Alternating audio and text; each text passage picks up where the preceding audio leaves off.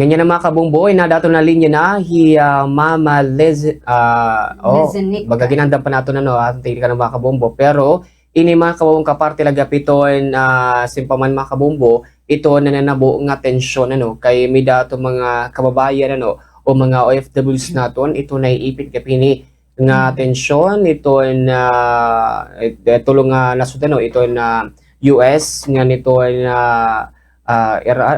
Israel nga dito mayroon mga kabumbo. Yes, So sir. talagang damo yung apektado mga kabumbo di relate ato mga OFWs particular na itong mga nag-ukoy itong mga local nasod. gihapon na Bumbo Jacob.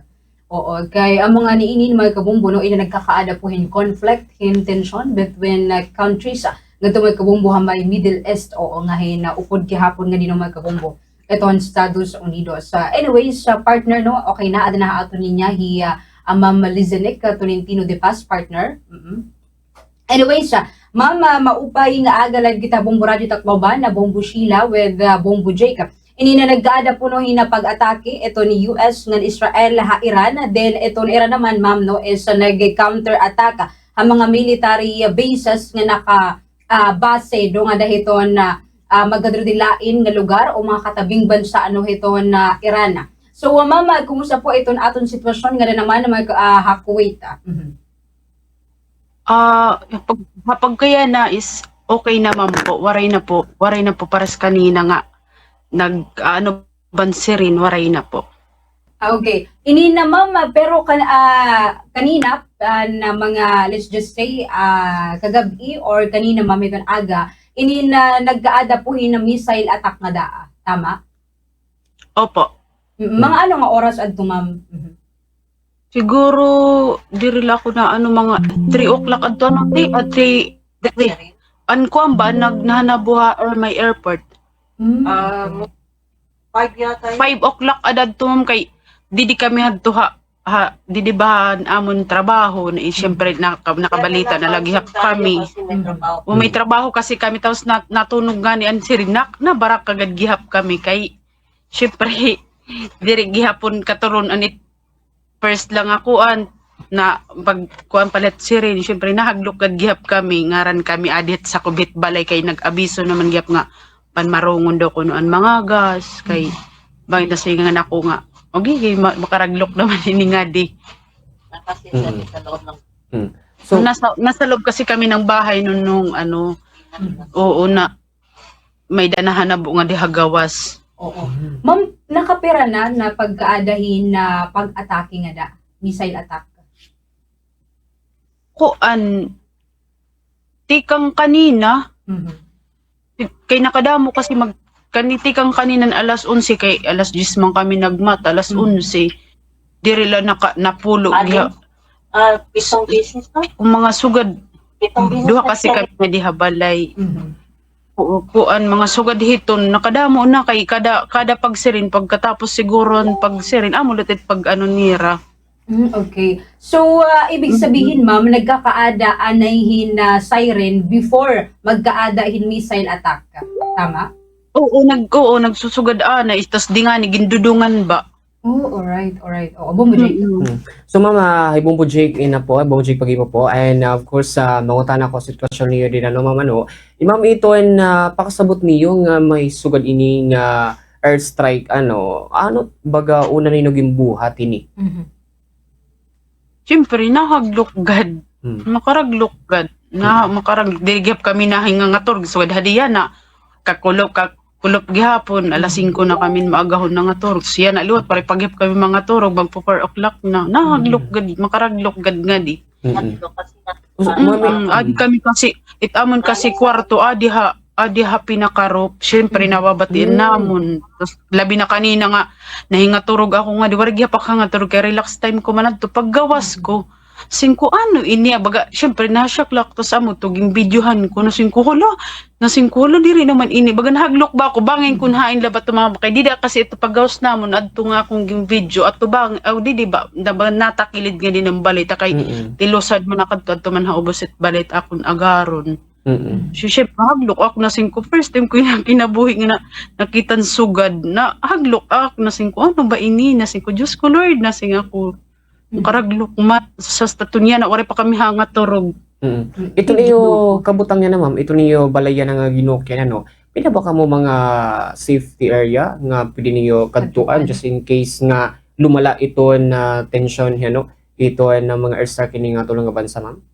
Usually, kay harani kasi kami palasyo didihit ko an hit Kuwait. Mm. Kami na sa amon agaron, itsapit hini nga kay kaadi kami si pinaka city ba ini city ini di bati city itluyo daw kuno hini nga block palasyo hit Kuwait. Nabi sa doon. Adi kami hari harani. Oo, ma'am, hain ka mo nga specific nga lugar nga da Kuwait, ma'am. Ha bayan. Oo. Ini na ang mga gin-atake, ma'am. Ini na ano ba yung mga military bases hito ni US nga da Kuwait? Ako nadto may airport daw ko airport adto ha may ja. Oo. Oo. Pero ma'am, Malayo na po sa Oo. sa district yun banday. Oo, ma'am, ini na may ala na ba kita na balitaan nga patay nga da pero na iton confirmed death. O wari pa kami makabalitan kuan na may ngadto na matay waray pa po. Oo. Pero ma'am, allowed po kamo nga gumawas. Kay wari mo kami mahimo kay amon adi man tam trabaho. Syempre itamon ginhigdan harop man kasi magawas gud talaga kami hini nga balay kay adto ha ubos itamon trabaho. It balay hintak agaron kasi is adto harop it bali it kwarto namon adi nga di harop. Paggawas namon syempre kanina gihapon paggawas ko na nagkita-kita lot akon langit ning koray Diyos ko bangin la ini may day ni tumog pa nga diri lakit. Syempre man kami to nakakita labi na kun adlaw. Tapos kung gabi di man kami bagan kun hakon la bagan falling star laba. Kita-kita anay ko marida pakadto ha may da amon CR kay harayo gyap nga di gud harayo nga dor baga apart laba gihapon na tam CR adi tam kwarto. Oo. Ma'am, if ever, no, inin mas lumala po itong sitwasyon, itong tensyon nga da Kuwait, inin may ada po ba kita aram nga lugar, facilities nga pwede naton kadtuan for shelter? Wari Walay shelter. waray naman nga di shelter. Waray ako sabot nga dit kun ha init ira pina kay ano una kasi wari ginwara nang waray na daw kuno nga di shelter. Wala na shelter sa buat sa embassy. Oo sa embassy waray na nga di shelter. Oo. Ipa-uwi na Mm. ng mga Pilipino na. So, ibig Mag-aamot sabihin, ako, ano? sige ma'am, go ahead. Waray po daw shelter. Waray gyap ako sabot kay waray man gyap ka bago gyap ako ging ka di waray gyap ako inform kun hain nga dit shelter hit kun waray. Oo. So, bani ma'am, inin this is your first time gihapon nga maka-experience so ganyan nga klase nga ka makaharadlok nga sitwasyon. Oo, totally din hinagad talaga ako tikang dati ha ako wait ha ibalalot nga lugar ha may manggaf dati na akong employer tapos bumalik malot ako nga di first time talaga itong kinabuhi nga kumitan sugad to kanina ako to baga na ano bagay pa ako na singkula mo karaglok na ako to ginkalasan ako gay Ginoo ano ba ini Dalawang So ma'am, even until now waray pa ginhatag ito ng Philippine Embassy nga daha Kuwait ano kung ano ngayon kamo pwede mag-evacuate just in case lumala ito ang tension. waray pa po. Okay. Oo. Ma'am, inin I am sure naman no nga may ada ka mo GC with other your friends nga da Kuwait, mga ikasi Pilipino. Also for ma'am, base gihapon iton updates ano iton iyo GC inin kumusta po ito na situation hiton imo mga kaupod nga da nga mga Pilipino. Nabara kagad gihapon nagkanina gihap kay bida kami GC-han nga akon kanan mga sangkay gihap nga di akong kaupod adto eskwelahan man adto hira eskwela nabulig man ako nira.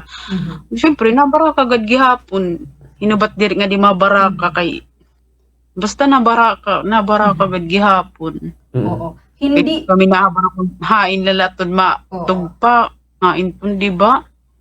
Oo, pero diri ba dira ma'am nagkakaubusan hiton mga papliton, mga panic buying.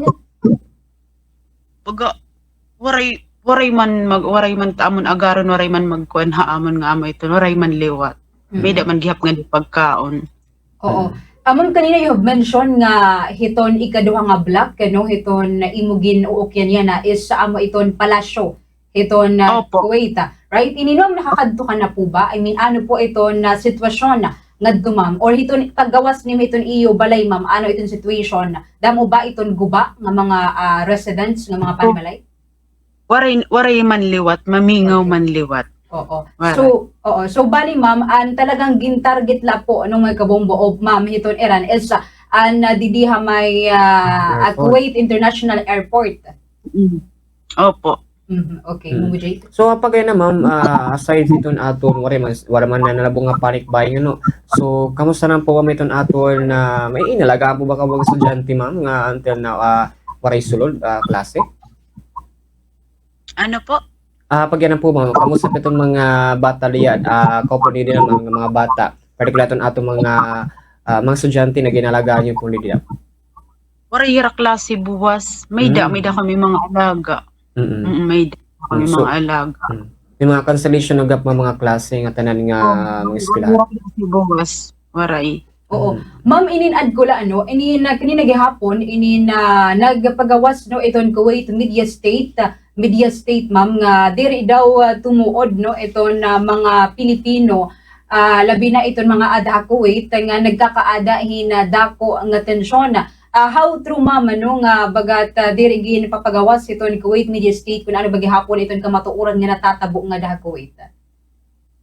Dirigip kami itong nakasabot. Basta kay, pag natunog, natingog kasi ito nga sir, dot kami nahaglok. Oo. Diri, waray man ito nila Oo. silent man. Baga, akon kuan nga di, ambot kay safe man gihapon nga dit amon ginokyan. Safe gihap nga lugar. Oo, so adala ka mo ma'am ano, just in case kuan adala ka mo iton iyo balay.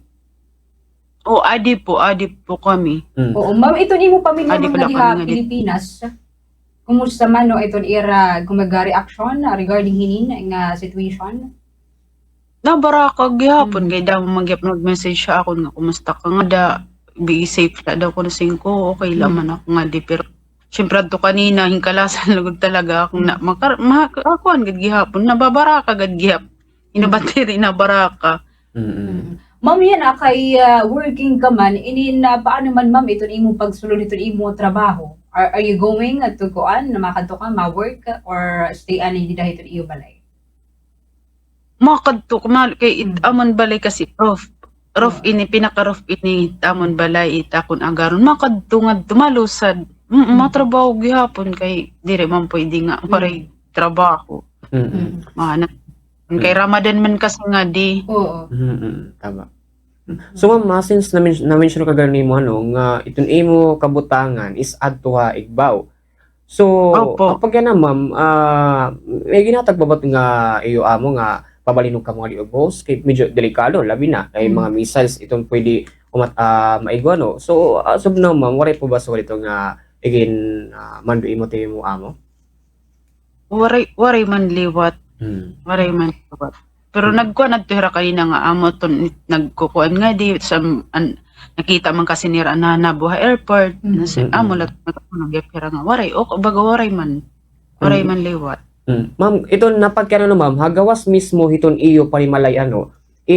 Pagkana po ba mamingaw iton lugar nga kunhain kamo yan na kabutang?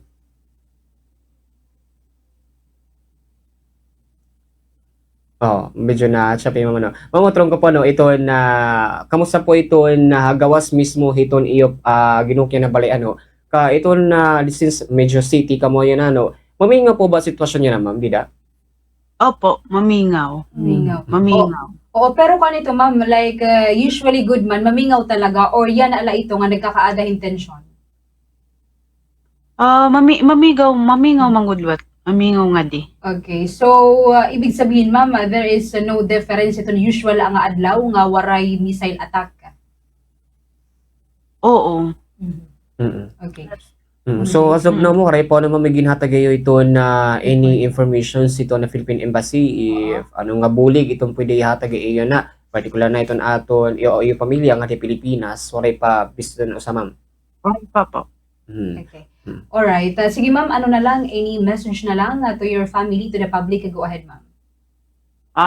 Kuan po, ano nga ranton ig-pray lala kami nga di nga maging ma-okay gihap ini nga samo kay syempre diri la po ini para haakon para bugusit nan trabaho nga diha Middle East nababaraka gihapon amon la kuan pag ampo lagi hapon nga nagaampo gihap kami kada adlaw diri gad gihap lalim trabahot mga OFW nga di siring pa nakasalalay amon mga tiil, mga kamot para lawat amon pamilya, pag-ampo lapot amon ginaaro.